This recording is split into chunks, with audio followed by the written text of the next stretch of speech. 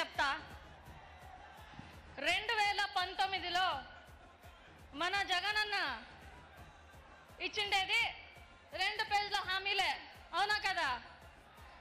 ప్రతి ఒక్కటి పూర్తి చేస్తున్నాము మన జగనన్న గారు, మేము.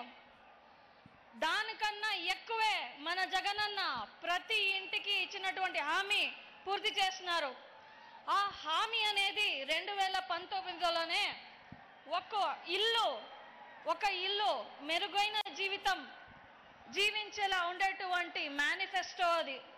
ఒక ఆడబిడ్డ కానీ, మన బిడ్డలు కానీ, అవ్వాతాతలు కానీ, మన అన్నులు ఏమైనా చిన్న చిన్న బిజినెస్లు చేసుకోవాలి కానీ, అన్నిటికీ ఆ మేనిఫెస్టోలో ఒక సంక్షేమ పథకాలు ఉన్నాయి.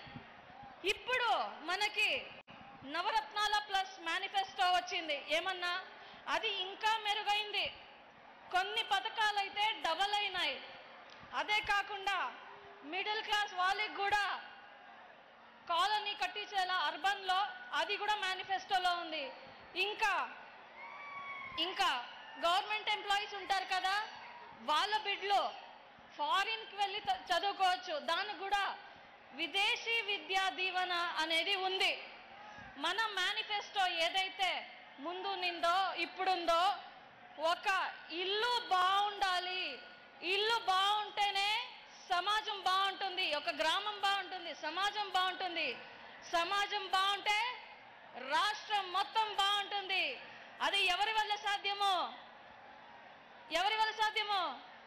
మన జగనన్నతో పాటు మాత్రమే సాధ్యము. అన్న, దయచేసి అధికారులతో ఎవరు వాదించకండి.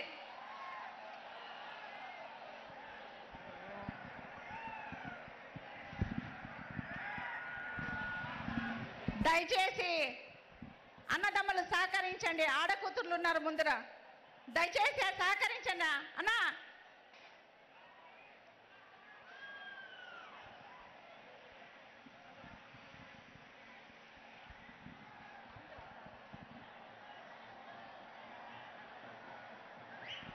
మన అన్నదమ్ములందరూ శాంతియుతంగా వర్తించాలి. ఎందుకంటే మన హిందూపురము శాంతికి సంకేతం అన్నమాట. మేము అది నిరూపించుకోవాలా. దయచేసి మన అన్నదమ్ములందరూ శాంతియుతంగా వర్తించండి. అధికారులతో వాదించకండి, వాళ్ళు కూడా కష్టపడుతున్నారు. జెండా డౌన్ చేసాను, కెమెరాలు కట్టవచ్చు.